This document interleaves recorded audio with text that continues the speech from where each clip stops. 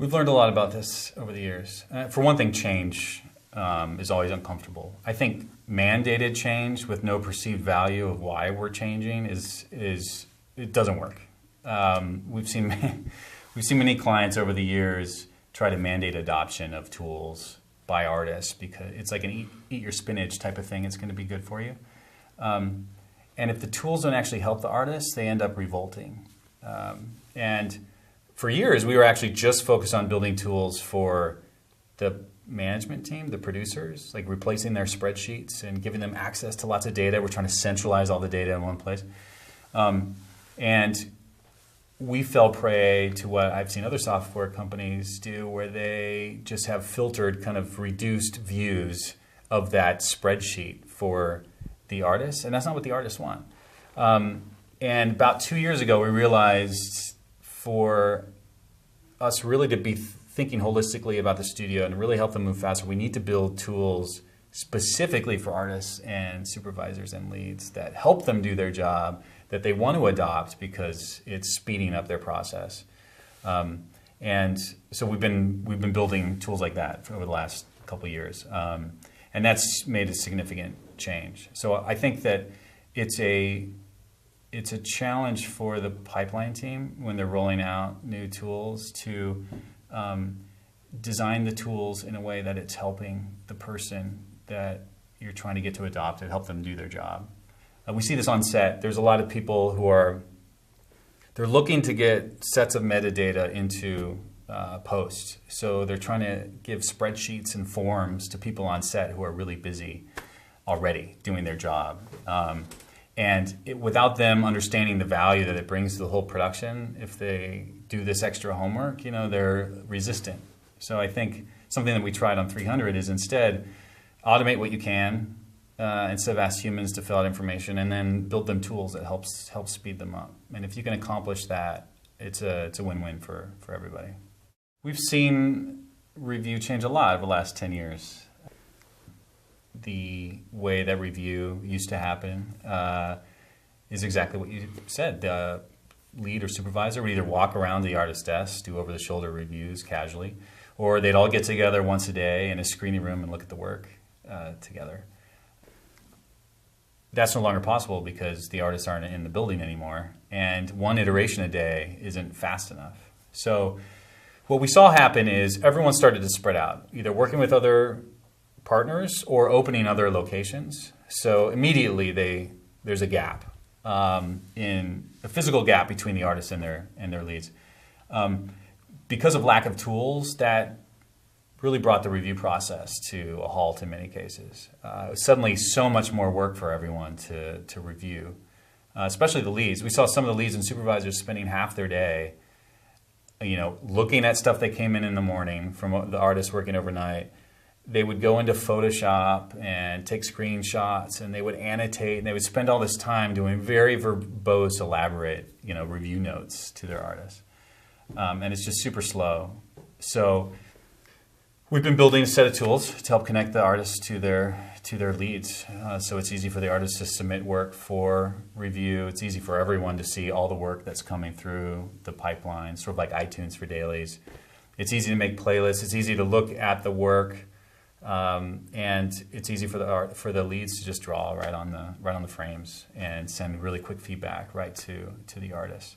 There's still a huge amount of room for improvement related to review, and that's where you'll see us investing a lot over the next 12 months. One thing we just rolled out related to review is trying to do review with your client. No longer the client is coming into the building once a week to look at work.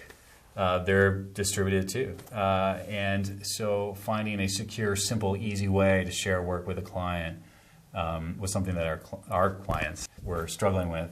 So we just rolled out a client review site where they can make internally a playlist in Shock, and in one click they could publish it to their client, and it's a secure website that's responsive.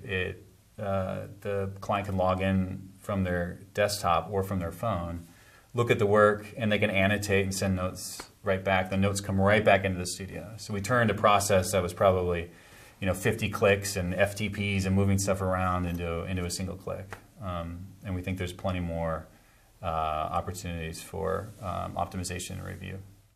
A lot of people got into the business because they were excited about animating, and then they got their job and they realized that half their time they're dealing with logistics. It's like half your day you're going to spend in the mailroom, and then the other half you're going to get to animate.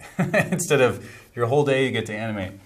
So I think it's a challenge that we're looking to address. A lot of our clients are struggling with that. There's a lot of data, a lot of complexity. Everyone is now working in parallel.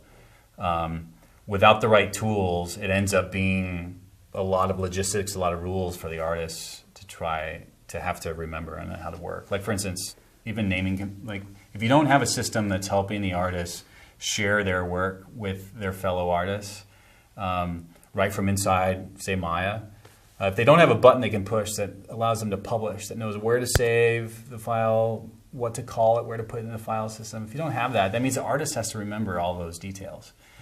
So it's like they have a huge rule book of how to work within the pipeline that they have to remember. So we think, and we're tool builders, so that's our view on the world, but we feel like tools are the answer for this, the freeing the creative teams from the logistics and letting them just focus on the work. So that's where we're investing, and there's plenty more to do.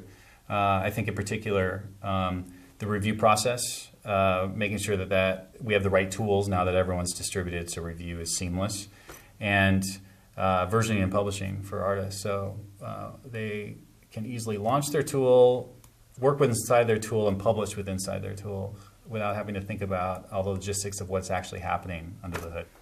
And those are two areas that we're investing in for our clients. Investing in three main areas. We have production management, review and approval, and asset management. So to us, these are three important pillars that every studio needs to have right to be working efficiently. So we're investing in all three of those areas at the same time. In particular, review and approval, you'll see a lot of new stuff coming out from us over the next year related to making the whole review process a lot better. When it comes to asset management, we're just actually announcing the rollout of a new loader that's portable. It works inside Nuke and Maya and Photoshop. That is a high-end loader to help artists with their asset management needs. So we'll continue to invest there. Another place that we're investing is security. So we're a hosted application. There's so many advantages with leveraging the cloud, being hosted, but everyone is concerned about how secure that is. So we've been investing in working with the third-party security team. We've been talking to a lot of the major studios about what we need to do to be officially blessed. So a lot more of the work can happen in the cloud. And that's something over the next year you're going to see us invest quite a bit in. We think that the economics are going to make it so hard to ignore that working in the cloud is a reality. So we need to make sure that the studios feel secure about that happening. And so we aim to be a secure cloud-based collaboration system for the studios. FMX is one of my favorite shows of the year, actually. It allows us to touch base with all of our clients in Europe. There's a ton of schools and students here. That's exciting. The programs, I try to attend as many programs as I can. And then the CTOs, a lot of the big studios are here. So the other speakers and CTOs are the quality of the people that come here to FMX is totally amazing. There's tons of excellent conversations happening in the bar every night.